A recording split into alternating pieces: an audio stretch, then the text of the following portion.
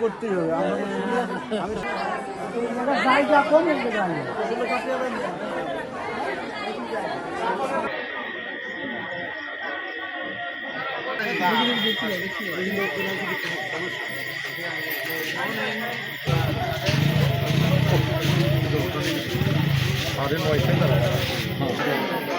হ্যাঁ, আশাপুর মেয়ে বাড়ি হাবিবুর রহমান মিয়ার বড় ছেলে।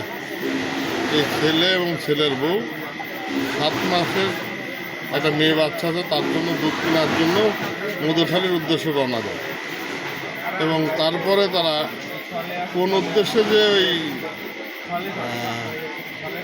আলদোখানের জুট মিলের দিকে যায় তা জানা যায় নাই এবং ওখানে সে করে মারা যায়।